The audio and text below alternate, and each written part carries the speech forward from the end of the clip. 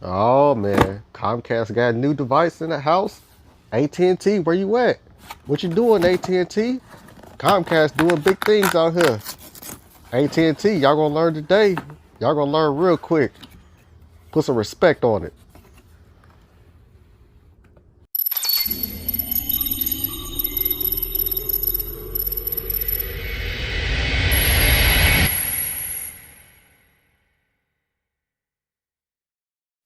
What's up, everybody? It's your boy Randall D, Tech Geek RLD, back again with another video. And today we're gonna take a look at the Xfinity Flex. Now, this is like a new set-top box or a new streaming device where you can stream your apps and things of that nature. And it looks nice and fancy. I mean, I like it. You know, it's nice and curved. You got the sharp edges. You get your typical ports at the top. It has a nice design on the top of it, little diamonds, cutouts on the top. You know, it looks nice and fancy. It fits in with today's technology. You get your typical ports on the back, Ethernet, HDMI out, and power. There's also an HDMI in. I'm not sure what that's about. But overall, you know, the device itself looks nice and fancy. Let's take a look at what else is inside the box. So taking this cover off, let's throw this to the side. You got your getting started guide. You know, remote fail. But anyways, getting started guide, typical stuff. You know, Xfinity Flex lets you know what comes in the box, lets you know how to hook it up, blah blah blah. Typical pamphlets.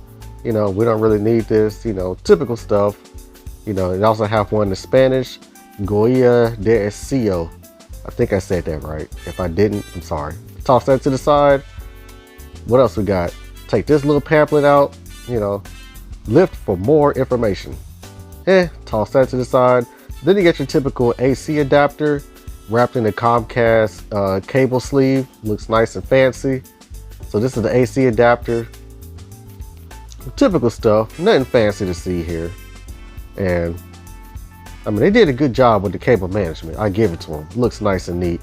You also get your typical HDMI cable, high speed HDMI 2.0. They got the caps, they got the ends covered with caps for quality reasons. I think I got about 15 HDMI cables, but these look nice and fancy, thick, typical cables with the cable tie on the side, HDMI, blah, blah, blah. Put that to the side. Probably throw that in my cable bag. You know, you can never have too many HDMI cables, right? Then you also got a little Xfinity customer privacy notice, you know, just, you know, letting y'all know, you know, for policy reasons, don't dispose of this device incorrectly, and don't you know, pirate videos, don't bootleg, typical stuff. You know, nobody wants to read all this, so you know, let's throw that back in there, toss that to the side. Xfinity. Now the next star to show is the remote. Now I am a big fan of the Xfinity remote. The remote itself is very fancy. That's the old one the Sonic is holding, but this new one is something serious. So let's unbox this real quick, you know, slide it out the sleeve. Comcast, they be doing a good job with their remote controls. I got to give it to them. So, of course, there's an instruction manual to the remote. We don't need that. But the remote itself is nice and fancy. It's definitely of today's age and technology as far as remote controls are concerned. It has the voice remote. You know, you can talk into, there's a microphone built into the remote, so you can talk to it. The remote also has a gyro sensor, so when you pick up the remote, it lights up. Let's pull this out so the batteries can interact with the remote. Take this little piece off, throw that to the side. But again, when you pick up the remote, it lights up because it has a gyro sensor in it. So when you're in the dark, when you reach for the remote, it's going to light up. It also comes with Duracell batteries, you know, premium, not Energizer. Duracell, ladies and gentlemen. You can't go wrong with Duracell. I'm just letting you know right now. So let's put the back cover back on. So that's basically the unboxing of the remote. Let's toss our old remote to the side. It's time to upgrade. They gonna learn today. Toss the box to the side. They gonna learn today, ladies and gentlemen. So again, this is the Xfinity Flex. Let's take this plastic cover off. Look at that. They did a good job on the design of the device. It looks nice and fancy. It looks like something I would like to have on my media center. They did a good job on the design, the physical design of the device. So I got to give Comcast credit for that, or Xfinity, the Xfinity team. They did a good job on the design. But again, when we get into the interface and we hook it up to the TV, I'm still wondering, who is the customer for this device? We shall see when we hook it up to the TV. So we'll save that question for later. Sound off in the comment section below. Who do y'all think this device is for? You know, I'm still confused on who Comcast made this device for. It's definitely not for me. But again, take a look at the back of the device. You got the Ethernet port. You got HDMI in for some reason. I'm not sure what that's about. And you also have HDMI out for your TV or to your display. And you also have power for the AC adapter. So that's about it. That's the physical dimensions of the device, and that's the unboxing of it. So like I said, you got the remote that Sonic is holding. So let's take a look at how the device looks on TV. They're gonna learn today. All right, so this is the user interface to the Xfinity Flex set-top box. Now, I want to call it a set-top box because it differs from the media sticks and all them. Now, the biggest downfall to this item that Xfinity is rolling out is the fact that you're not able to install your own apps on here. So I'm not sure what customer they're trying to sell this to if you're not able to install your own apps. And there are some critical apps missing from this device. Now, I didn't see Twitch on here. That's critical. I didn't see Kodi on here. That's critical. I didn't see the Plex media server. Those apps are not on here.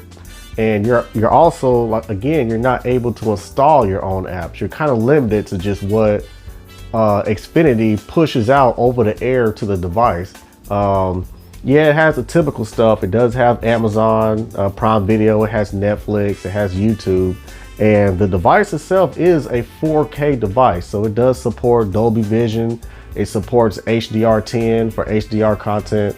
So it is a 4K device, and it does give you the availability to watch all your TV channels and things like that if you have the TV service under Xfinity. Now for me, I don't have the TV service. So if I try to click on one of these channels, it's going to ask me to subscribe or buy the content. And I'm not trying to do that right now.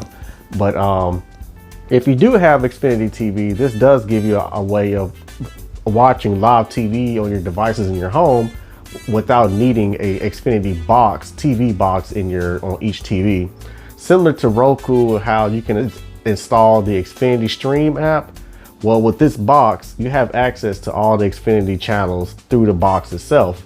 It just so happened for me, I don't have the TV service. All I have access is to the video content.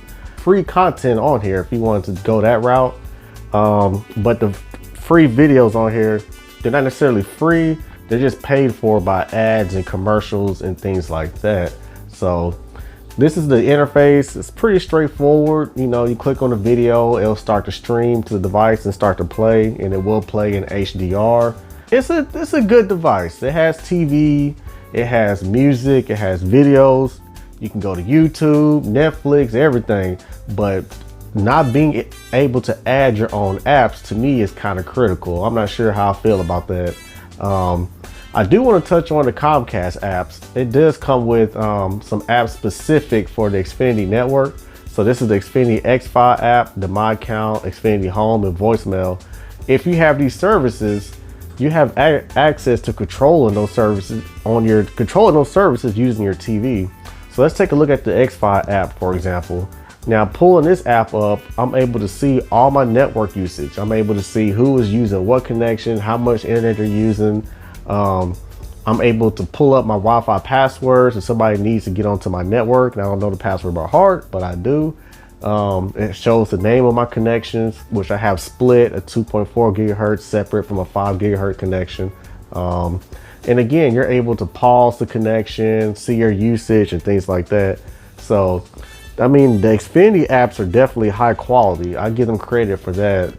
The Xfinity voicemail app, you're able to listen to your home voicemail through the TV speakers. Xfinity Home app, you're able to arm your home system using your TV and using the Xfinity remote, the voice remote. And of course, My Account. Let's touch on that one real quick. So of course, if you have a balance deal, you can pay that from the TV. I'm not gonna pull up my information because I know them trolls are watching. My balance due is TSC about $129. It's not too bad. You know, I can show y'all that. You know, my network bill for Xfinity is about $100 a month. Not too shabby. But anyways, data usage, of course, if you click on that, it kind of gives you a chart on how much data you're using. So I used about 1.3 gigabytes in November, 1.6 gigabytes in December, and blah, blah, blah. So, you know, pretty straightforward stuff. You know, their apps, the Xfinity apps are definitely high quality. I give them that. It's just that for Xfinity Flex, I'm not sure who the customer is for this device, since you can't install your own apps on here. I can't put Kodi on here. I can't put Plex on here. I can't hook up no USB hard drive and watch my own content. So obviously, you know, Xfinity is trying to cut down on pirating and things like that, and torrenting and all that kind of stuff. So, which I don't blame them. You know, it's all about money out here, I guess. So it is what it is. So yeah, I mean, let me touch on one more time that, again, I'm not sure who the customer is for this device. A lot of these apps are built inside the TVs. Like, I have a Samsung. My Samsung has these same apps built in the TV. So I don't really need this device on this TV unless I'm just trying to watch Xfinity TV shows. But I mean, you know, I don't know. You tell me. Sound off in the comment section below. Who do y'all think this device is for? Is it for your media junkie, or is it for your, you know, your granny, your auntie, somebody who don't like technology that much? You know, sound off in the comment section below. Let me know. But that's about it though. So hit that like button, hit that subscribe button. You seen it first here. It's your boy Randall D, Tech Geek RLD. It's a wrap. Thanks for watching, y'all. Peace.